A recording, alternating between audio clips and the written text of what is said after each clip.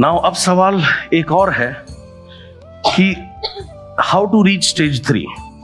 Stage 3 में हम कैसे पहुंच सकते हैं जहां हमारी टीम के मैक्सिमम लोग इंडिपेंडेंट हों, खुद से प्लान दिखाएं, उनका ड्रीम से कनेक्टेड हैं। तो हाउ टू रीच स्टेज 3?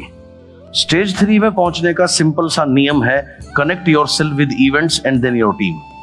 स्वयं को इवेंट्स से कनेक्ट करो और उसके बाद अपनी टीम को इवेंट्स से कनेक्ट करवाओ।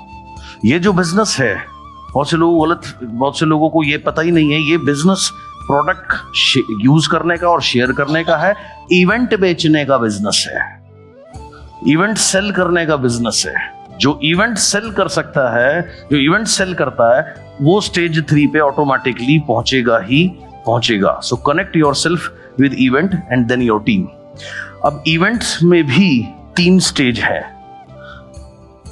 सबसे पहले इवेंट में जाने से होता क्या है? इवेंट कौन से होते हैं?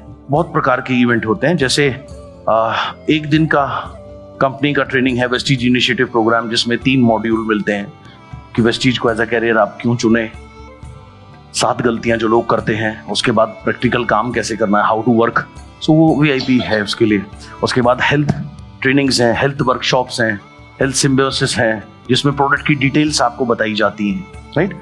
उसके अलावा सक्सेस सेमिनार्स हैं जो आपके रिस्पेक्टिव लीडर्स करते हैं अलग अलग जगह, जहां एक सक्सेसफुल व्यक्ति को बुलाया जाता है, उनका 45-50 मिनट का सक्सेस स्टोरी होती है कि वेस्टीज से पहले वो क्या करते थे, क्या बैकग्राउंड था, वेस्टीज में कैसे आए, क्या काम किया, क्या क्या किया, फिर क्या अचीवमेंट्स हुई, फिर 1 घंटे का लगभग ये बीच में रिकग्निशन फॉलोड बाय फिर उनकी ट्रेनिंग होती है। सो ये एक सक्सेस सेमिनार मॉड्यूल है। उसके अलावा और भी ऐसी ट्रेनिंग्स हैं और भी इवेंट्स हैं। एंड जो इवेंट का सबसे बड़ा महा इवेंट है, उसमें अभी आप बैठे ही हैं। सो इवेंट्स में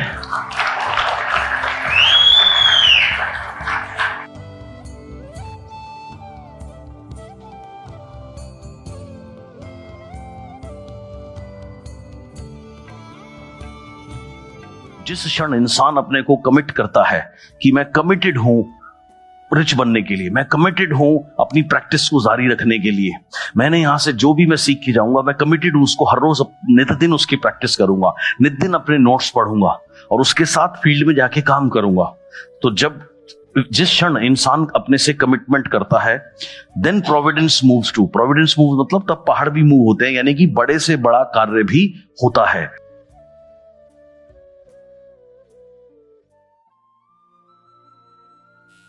ध्यान में कितनी ताकत है, मैं सब सिंपल आपको एग्जांपल देता हूं। मेरे हिसाब से दुनिया में सबसे ज्यादा एम्बिशियस लोग वो होते हैं जो रियल योगी होते हैं। What they want to achieve? They want to achieve the Lord, the moksha, the salvation. उससे बड़ी चीज कोई नहीं है। They want to achieve the Lord. Okay? जब वो ध्यान लगा के वहां पहुंच सकते हैं, तो what you want, आपको क्या चाहिए, 2, 4, 5, 10 लाख रुपए, इसका कोई अस्तित्व ही नहीं है। It is very simple. It is nothing, but you need to practice it every day. Problem क्या है, आप रोज प्रैक्टिस नहीं करते। अगर आप रोज प्रैक्टिस करोगे, then that is the sure short way for success जो आप ढूंढते हो, वो भी, and lot of peace mentally in your heart. So all it takes is everyday practice, everyday practice, everyday practice. पहला महीना रोज मेहनत करते करते बीत गया। इस इंडस्ट्री से मेरा पहला पेचेक था 155 रुपए का।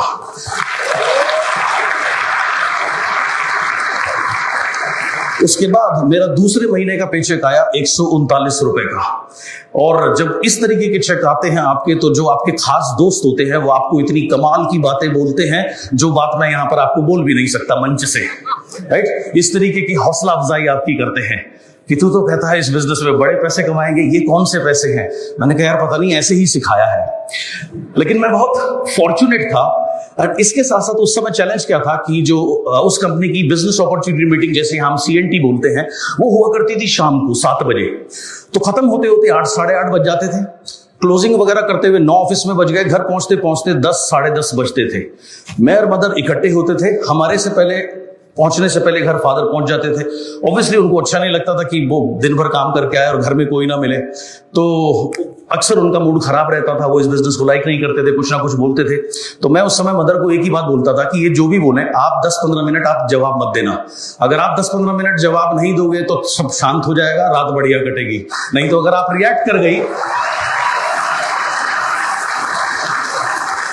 अगर आप रिएक्ट कर गई तो रात काली हो जाएगी। मैं तो अपने कमरे में जाके सो जाऊंगा, आपका लंबा घमासान युद्ध चलेगा। तो कुछ बोलना मत, चुप रहना, वो जो भी बोले बोलने देना, 10 मिनट बाद बोल के शांत हो जाएंगे। तो ऐसा अक्सर मैं उनको कहा करता था।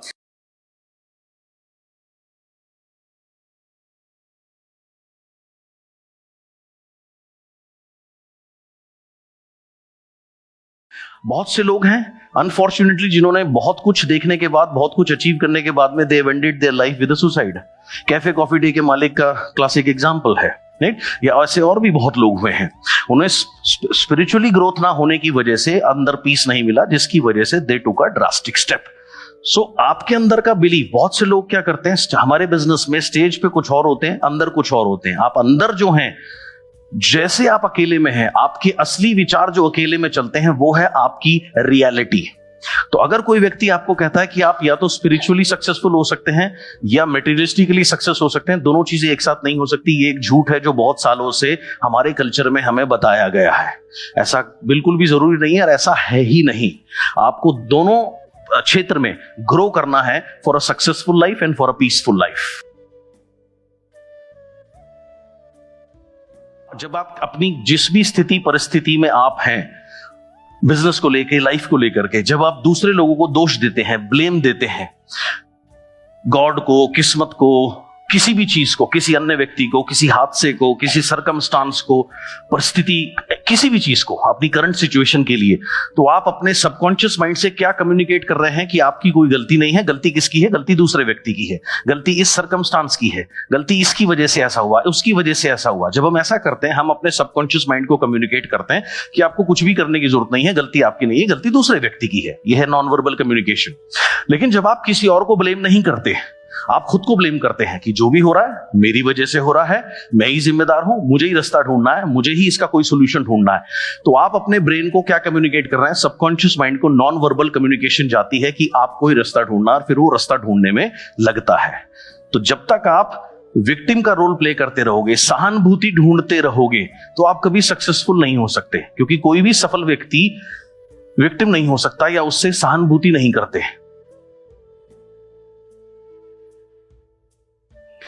You are like the whole football team. आप एक फुटबॉल की टीम के तरीके से है। If all parts of you, all the beliefs inside you are in alignment, no problem. जैसे फुटबॉल की टीम में 11 खिलाड़ी होते हैं। कौन सी टीम बेहतरीन खेलती है? जिस टीम के 11 खिलाड़ियों में बेहतरीन तालमेल होता है, वो टीम अच्छा खेलेगी हमेशा से। जैसे फुटबॉल की टीम में मेनली 3 पोजीशंस होती हैं। फॉरवर्ड पे जो लोग खेलते हैं उनका काम होता है अटैक करना, गोल करना। उसके बाद मिडफील्डर का डबल रोल होता है, वो अटैक भी करते हैं और डिफेंस का, दोनों का मिक्सचर होता है। और उसके बाद सबसे पीछे की पंक्ति जो होती है उसका काम होता है डिफेंस करना, यानी कि अपने गोल को प्रोटेक्ट करना, राइट? अब जो टीम आपस में जिनका तालमेल अच्छा होता है, एक दूसरे को समय पर पास देते हैं, एक दूसरे से कोऑर्डिनेट करके खेलते हैं, हमेशा वो टीम अच्छा खेलेगी। और ऐसी अगर कोई टीम है जिसमें हो सकता है 11 सुपरस्टार हो लेकिन तालमेल नहीं है, 11 सुपरस्टार होने के बाद भी, 11 मेसी होने के बाद भी या 11 रोनाल्डो होने के बाद भी वो टीम बेहतरीन नहीं खेल पाएगी, क्योंकि उसमें आपस में तालमेल नहीं है। सेम वे, इसी तरीके से यही चीज यहां पर आपको समझाई गई है। आप एक फुटबॉल की टीम के तरीके से हैं। If all parts of you, हमारे 3, जैसे फुटबॉल में 3 मेन पोजीशन मैंने आपको बताई, forward, midfield and defence. Same way हमारे 3 हिस्से हैं मोटे तौर पर, physical, mental and spiritual. Physical, जो आप फिजिकल कार्य करते हैं अपने को सफल बनाने के लिए, जैसे हमारे बिजनेस के संदर्भ में कहूं तो आप फिजिकली जो मीटिंग करते हैं, प्लान दिखाते हैं, कोई ट्रेनिंग करते हैं, ये सब है फिजिकल कार्य। उसके बाद है मेंटल यानी कि आप सोचते क्या है, राइट? मेंटली आपकी थॉट क्या है। और उसके बाद थर्ड है स्पिरिचुअल एस्पेक्ट, क्या है आपका स्पिरिचुअल हिस्सा, क्या है। अगर इन तीनों में अलाइनमेंट है, फिजिकली, मेंटली और स्पिरिचुअली, जब आप एक होते हैं तो ऑटोमेटिकली आपकी अलाइनमेंट होती है। तब आप जो भी चीज प्राप्त करना चाहेंगे, आपकी कहीं भी एनर्जी ब्लॉक नहीं होगी, आप उसको अचीव कर पाएंगे। तो 3 अप्रैल को मेरा जन्म है इस इंडस्ट्री में। मुझे 24 साल हो गए आज इस इंडस्ट्री में कार्य करते हुए। बहुत उम्मीद के साथ, बहुत होप के साथ में मैं इस बिजनेस में आया था। और जब मैंने जो प्रेजेंटेशन देखी थी, जो शख्स उस दिन प्रेजेंटेशन कर रहे थे वो एक गांव से थे और फौज से रिटायर्ड थे। क्योंकि वो उनका देहाती बैकग्राउंड था, लेकिन फिर भी उनको जो प्रेजेंटेशन वो अंग्रेजी में करने की कोशिश कर रहे थे, बहुत सारी ग्रामेटिकल मिस्टेक्स थी। लेकिन मेरे अन्य दोस्तों का ध्यान गया ग्रामेटिकल मिस्टेक्स पे। उन्होंने कहा ये कैसा आदमी है इस बिजनेस में। लेकिन मेरे मन ने कहा कि अगर ये व्यक्ति इस बिजनेस में 50-60 हजार रुपए कमा सकता है, मैं तो बहुत अच्छा कर सकता हूं। तो तब ये मेरे होप थी।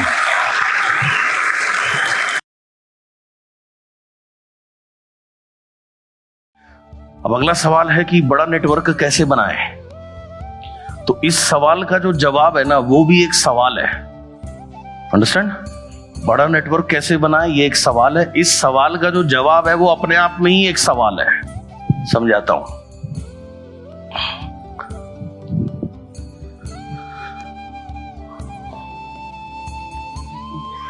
हाँ जी सर। आप इस बिजनेस में कैसे आए? बस प्लान दिखाया गया था मुझे। बढ़िया। आप इस बिजनेस में कैसे आए? प्लान दिखाया गया। आप इस बिजनेस में कैसे आए? प्लान दिखाया गया। मैं आपको उत्तर दे रहा हूं किस बात का, कि बड़ा नेटवर्क कैसे बनाए। मैंने क्या कहा, इस सवाल का जो जवाब है वो भी एक सवाल है। वो सवाल में मैं यही तो पूछ रहा हूं। संतोष जी, आप इस बिजनेस में कैसे आए? बढ़िया। राजपूत जी, आप इस बिजनेस में कैसे आए? प्लान दिखाया। आप इस बिजनेस में कैसे आए? प्लान देखने के बाद है। अभी आप देखो, मैंने इन 6 लोगों से ये सवाल पूछा। ये सवाल मैं किसी से भी पूछूंगा तो मुझे सेम ही आंसर मिलने वाला है। समझ आई बात कुछ? तो बड़ा नेटवर्क कैसे बनाए? बड़ा नेटवर्क कैसे बनाए? बड़ा नेटवर्क कैसे बनाए? Simple, yes. सो प्लान दिखा करके, how you become part of network. आप नेटवर्क का हिस्सा कैसे बने, इसका ये बड़ा नेटवर्क कैसे बने, इसका ये उत्तर जो है वही यही सवाल है। आप नेटवर्क का हिस्सा कैसे बने? क्योंकि प्लान देख करके। तो आपको बड़ा नेटवर्क बनाना है तो simple, by showing the plan ही बड़ा नेटवर्क संभव है बनना।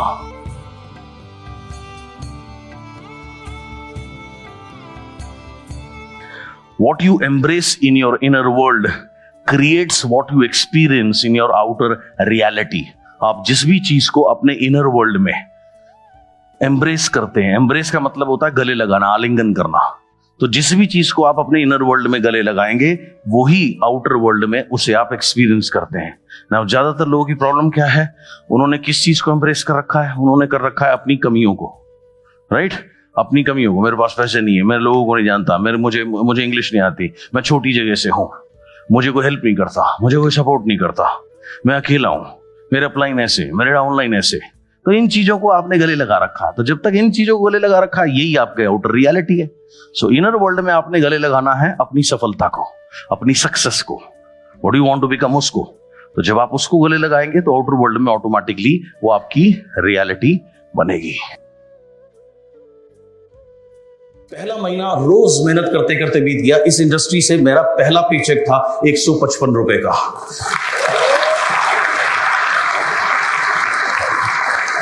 उसके बाद मेरा दूसरे महीने का पेचेक आया 139 रुपए का। और जब इस तरीके के चेक आते हैं आपके, तो जो आपके खास दोस्त होते हैं वो आपको इतनी कमाल की बातें बोलते हैं जो बात मैं यहां पर आपको बोल भी नहीं सकता मंच से, राइट? इस तरीके की हौसला अफजाई आपकी करते हैं कि तू तो कहता है इस बिजनेस में बड़े पैसे कमाएंगे, ये कौन से पैसे हैं? मैंने कहा यार पता नहीं, ऐसे ही सिखाया है। लेकिन मैं बहुत फॉर्चुनेट था।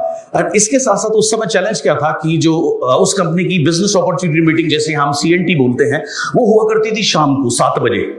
तो खत्म होते होते 8, साढ़े 8 बज जाते थे। क्लोजिंग वगैरह करते हुए 9 ऑफिस में बज गए। घर पहुंचते पहुंचते 10, साढ़े 10 बजते थे। मैं और मदर इकट्ठे होते थे। हमारे से पहले, पहुंचने से पहले घर फादर पहुंच जाते थे। ऑब्वियसली उनको अच्छा नहीं लगता था कि वो दिन भर काम करके आए और घर में कोई ना मिले। तो अक्सर उनका मूड खराब रहता था, वो इस बिजनेस को लाइक नहीं करते थे, कुछ ना कुछ बोलते थे। तो मैं उस समय मदर को एक ही बात बोलता था कि ये जो भी बोले, आप 10-15 मिनट आप जवाब मत देना। अगर आप 10-15 मिनट जवाब नहीं दोगे तो सब शांत हो जाएगा, रात बढ़िया कटेगी। नहीं तो अगर आप रिएक्ट कर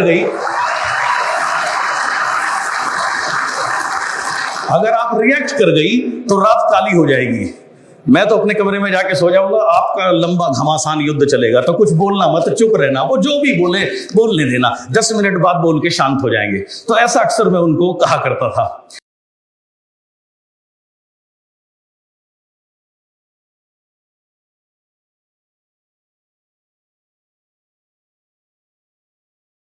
व्हाट नेक्स्ट में मैंने अपनी एक्टिविटीज बढ़ाई, अपने प्लान शोज बढ़ाए, अपनी ट्रेवलिंग बढ़ाई, अपने ऊपर और काम किया, अन्य राज्यों में जाकर काम करना शुरू किया। और मेरा प्रिंसिपल था जीरो नेगेटिविटी। कोई नेगेटिविटी की बात नहीं करूंगा। जो लोग गए गए उनके बारे में मुझे कोई जिक्र नहीं करना। जो बचे हैं उनके साथ काम करना है और मोस्ट इंपॉर्टेंट नया नेटवर्क खोलना है। ज्यादातर होता क्या है, जब जैसे कोई ग्रुप आपका इधर उधर हो जाता है तो जो लोग गए, वो जो बचे हुए लोग हैं वो उनको उधर खींचते हैं, आप उधर खींचते हो, वो दोनों तरफ की कथाएं सुनते हैं, वो कंफ्यूज रहते हैं। तो उनके ऊपर आप डिपेंड नहीं रह सकते। आपको और ज्यादा नया नेटवर्क बनाने के ऊपर उस समय काम करना चाहिए। सो मेरा प्रिंसिपल होता था कि कोई भी नेगेटिविटी दिमाग में ना आए। सो मैंने क्या किया, नई लाइनें खोली, नए ग्रुप्स खोले एंड थोड़े समय में 2-3 महीने लगे, चेक वापस फिर से वही मई 2009।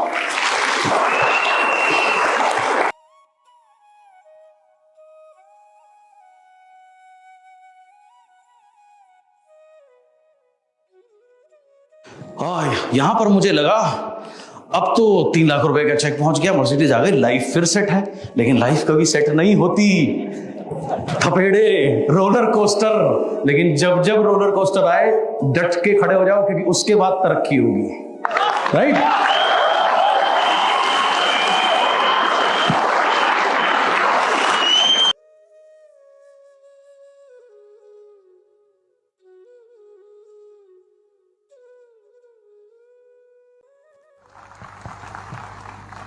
Number 2, regular events with team. आपको एक ग्रेट ट्रेनिंग आपने ले ली, अब वो एक ट्रेनिंग आपको कभी नहीं बनाएगी। Training is a continuous, should be a continuous system. Like एक बार कमाल का 5 स्टार में भोजन खाने से और दब के खाने से पेट नहीं, एक बार भरेगा, 6 घंटे बाद दोबारा खाना चाहिए। तो सेम वे आपको रेगुलर इवेंट्स करने हैं अपनी टीम के साथ में। इट शुड नॉट बी एक बड़ा इवेंट कर दिया फिर 4 महीने छुट्टी, नहीं। कंटिन्यूअस इवेंट्स, चाहे वो CNT है, होम मीटिंग है, VIP है, depending on the requirement, but continuous आपने इवेंट्स करने हैं टीम के साथ में। इवेंट्स में जाने से क्या होता है, मैंने आपको बताया, सबसे पहला होता है माइंडसेट। क्या माइंडसेट होता है? आदमी को समझ में आता है यार ये बिजनेस की पावर बहुत बड़ी है। मैं तो इसे छोटा बिजनेस समझता था, लेकिन इस बिजनेस में कुछ भी पॉसिबल है। ये कब समझ में आएगा? घर में बैठ के नहीं आएगा, जब आप इवेंट में आओगे तब आपको समझ में आएगा। जब आप अदर सक्सेसफुल लोगों को देखते हो वहां से आपको ये बात समझ में आती है कि ये बिजनेस का जो है आपका माइंडसेट होता है। किस चीज के लिए? बड़ा इनकम के लिए, बड़ा सोचने के लिए।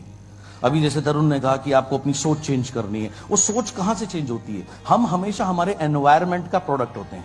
अब तक मयूर ने भी आपको बताया, अब तक आपको क्या सिखाया? बेटा खूब पढ़ाई करो, अच्छे नौकर बनो, खूब पढ़ाई करो, अच्छे नौकर बनो। ये माइंडसेट है। जब तक ये माइंडसेट वेल्थ क्रिएशन का नहीं होगा आपका, तो आप वेल्थ क्रिएट कैसे करोगे? तो वो जो माइंडसेट है वो घर में बैठ के नहीं हो सकता, क्योंकि घर में वो माहौल नहीं है, घर में सिखाया नहीं जाता, स्कूल में सिखाया नहीं जाता। कोई स्कूल, कोई कॉलेज में बोलता है आपको कि आप एंटरप्रेन्योर बनो, आप नौकरी के पीछे, नौकरी में क्या रखा है, आप खुद अर्न करो, कोई नहीं सिखाता हमें, राइट? अगर नॉर्मली हम कैसे बात करते हैं, अगर मान लीजिए अभी जैसे काफी सारे स्टूडेंट्स आज आए हुए हैं, अगर ये आज आप अपने घर में जाकर के बोलो आज का सेमिनार बहुत अच्छा था, मैं बहुत इंस्पायर हुआ, मैंने देखा एक ऐसे व्यक्ति को जिनका महीने का 1 करोड़ रुपए का भी चेक आया है, मैं भी आने वाले बहुत जल्दी 10 लाख रुपए का चेक लूंगा और 2 साल बाद मैं मर्सिडीज लूंगा, हर साल फॉरेन जाऊंगा। तो अगर ये बात अपने घर में बोलोगे तो आपके घर वाले आपको ऐसे देखेंगे, क्या हो गया भाई, क्या दिमाग खराब हो गया, क्या हो गया? तो पहले समझाएंगे बेटा ऐसे कुछ नहीं होता, ये लोग पागल बनाते हैं, जब झूठ बोलते हैं तो कुछ नहीं होता। उसके बाद भी अगर आप नहीं मानोगे तो वो डांटेंगे, वो झाड़ फूक करने वाले किसी ओझा तांत्रिक को भी बुला सकते हैं, देखो जी मेरे बेटे पे बेटी पे क्या कर दे जी, किसी ने काला जादू कर दिया, उसको ठीक करो यार उसको, है ना? और हमारे यहाँ तो 2-4 थप्पड़ ऐसे ही लगा देते हैं, कोई बड़ी बात नहीं है। तो ये क्या माइंडसेट है? क्या माइंडसेट है?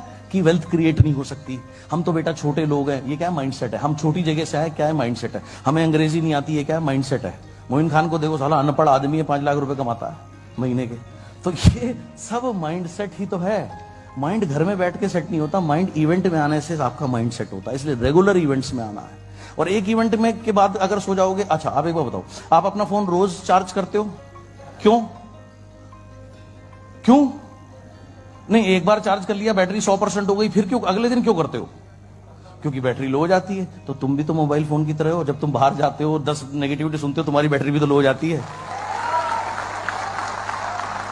आज जो आपका व्हीकल है हो सकता है वो आपका मनपसंद व्हीकल ना हो सकता है वो पुराना व्हीकल हो, लेकिन फिलहाल आपको वो अपनी जर्नी पे लेके जाता है ना, आपकी डेस्टिनेशन पे लेके जाता है ना, आप उसको इस्तेमाल करते हो ना, you should be thankful to them.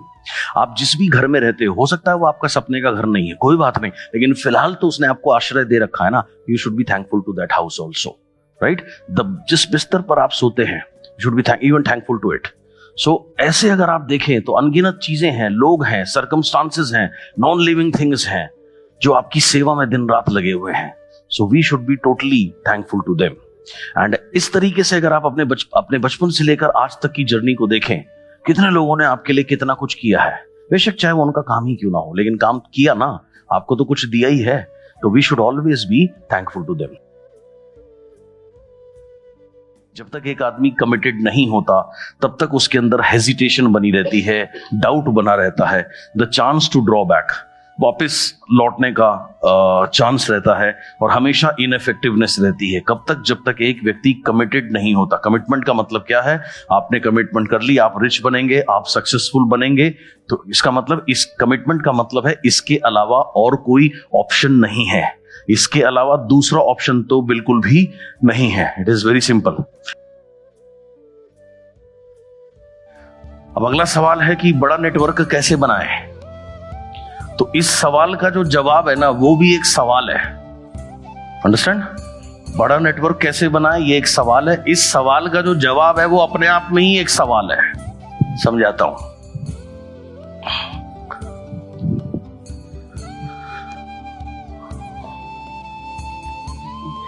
हाँ जी सर। आप इस बिजनेस में कैसे आए? बस प्लान दिखाया गया था मुझे। बढ़िया। आप इस बिजनेस में कैसे आए? प्लान दिखाया गया। आप इस बिजनेस में कैसे आए? प्लान दिखाया गया। मैं आपको उत्तर दे रहा हूं किस बात का, कि बड़ा नेटवर्क कैसे बनाए। मैंने क्या कहा, इस सवाल का जो जवाब है वो भी एक सवाल है। वो सवाल में मैं यही तो पूछ रहा हूं। संतोष जी, आप इस बिजनेस में कैसे आए? बढ़िया। राजपूत जी, आप इस बिजनेस में कैसे आए? प्लान दिखाया।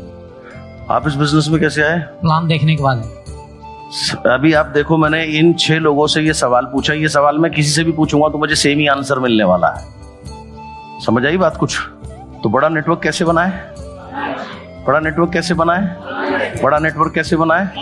Simple, yes. सो प्लान दिखा करके, how you become part of network. आप नेटवर्क का हिस्सा कैसे बने, इसका ये बड़ा नेटवर्क कैसे बने, इसका ये उत्तर जो है वही यही सवाल है।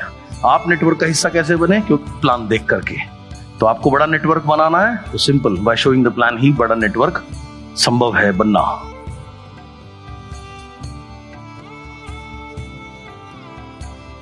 मैं आपसे एक सवाल पूछना चाहूंगा। यहां पर आपको ये ऊपर जो ये घूम रहा है, उसके अंदर ग्रॉस लिखा है, उसके पीछे क्या दिख रहा है?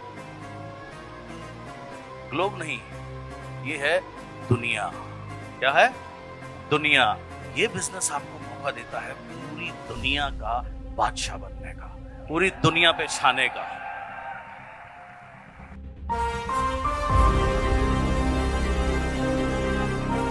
One of the best ways to do that is just to focus on what you want. Bar bar focus करना उस चीज के ऊपर जो आपको चाहिए, एंड उसके साथ साथ हाउ इट वुड फील, कैसा महसूस होगा जब जो चीज आप प्राप्त करना चाहते हैं, जब वो आप प्राप्त करेंगे तो हाउ विल यू फील। वो ड्रीम पेचेक जो आपने लिखा परसों, जब वो ड्रीम पेचेक आपका आएगा तो कैसा लगेगा। सो वो फीलिंग को डेवलप करना है, उस फीलिंग में रहना है।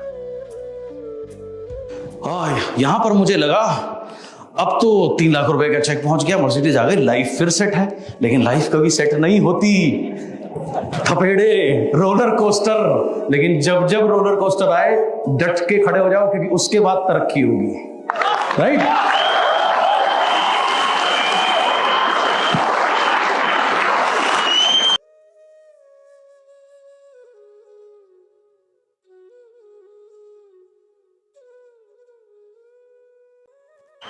बारहवें महीने 11वें महीने चेक मिल गया, पे चेक बढ़िया, क्राउन, 3 लाख रुपए का पे आउट, सब सेट।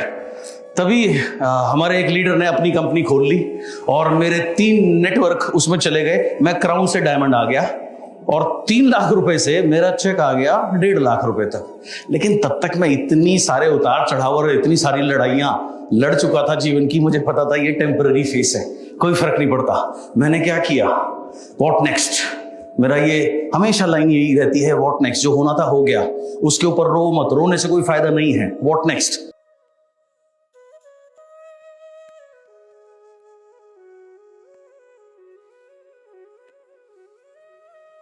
जिस क्षण इंसान अपने को कमिट करता है कि मैं कमिटेड हूं रिच बनने के लिए, मैं कमिटेड हूं अपनी प्रैक्टिस को जारी रखने के लिए, मैंने यहां से जो भी मैं सीख के जाऊंगा, मैं कमिटेड हूं उसको हर रोज नित दिन उसकी प्रैक्टिस करूंगा, नित दिन अपने नोट्स पढ़ूंगा और उसके साथ फील्ड में जाके काम करूंगा।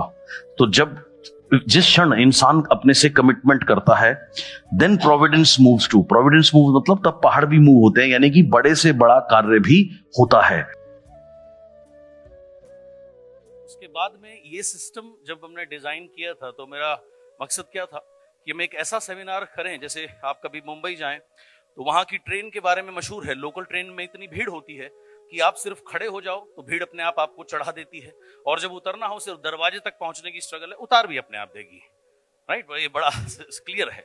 तो ऐसे ही आप सिर्फ 2 काम करो, आप हर महीने सक्सेस सेमिनार में आते रहो, हम इसको और बड़ा बंच आपको देते रहेंगे। और अगर आप सिर्फ आते रहोगे तो ये वही ट्रेन में सफलता की ट्रेन है जो आपको चढ़ाएगी भी लेकिन उतारेगी नहीं और लगातार आगे बढ़ाएगी। और बाकी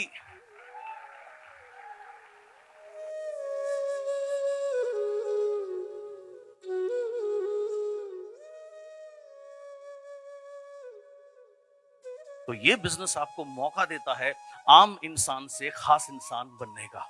लेकिन ये तब कब पॉसिबल है? सुबह जी ने जितनी चीज बताई, बहुत बेहतरीन चीज बताई, नो डाउट, लेकिन ये सब कुछ पॉसिबल करने के लिए आपको एक काम करना पड़ेगा।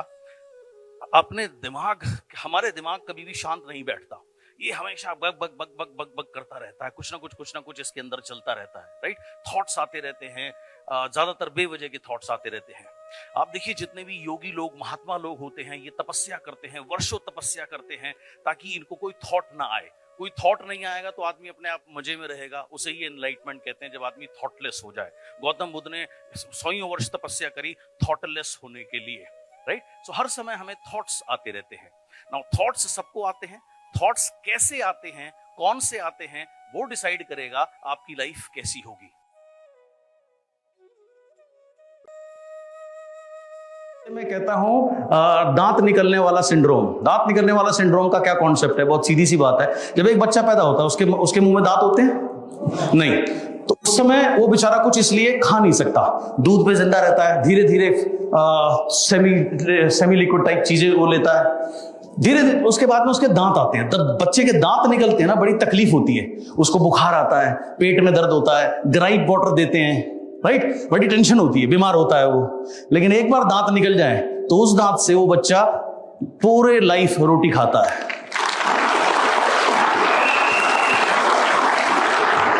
यही नेटवर्किंग है। जब शुरू में आओगे ना बड़ी तकलीफ होगी, क्योंकि दांत निकल रहे हो ना, नेटवर्क बना नहीं है अभी तुम्हारा, तो तुम वो बच्चे की तरह हो, तो तुम जाओगे, बड़ी तकलीफ होगी, पैसा होगा नहीं जेब में, लोग बुलाएंगे, आएंगे नहीं, बहुत कुछ होगा, राइट, बहुत चैलेंजेस रहेंगे। लेकिन वो चैलेंज अगर तुमने झेल लिए और डटे रहे तो उसके बाद जब नेटवर्किंग के दांत निकलेंगे ना, पूरी जिंदगी लग्जरी कार देंगे, पूरी जिंदगी सम्मान देंगे, पूरी जिंदगी बड़ा बड़ा चेक देंगे।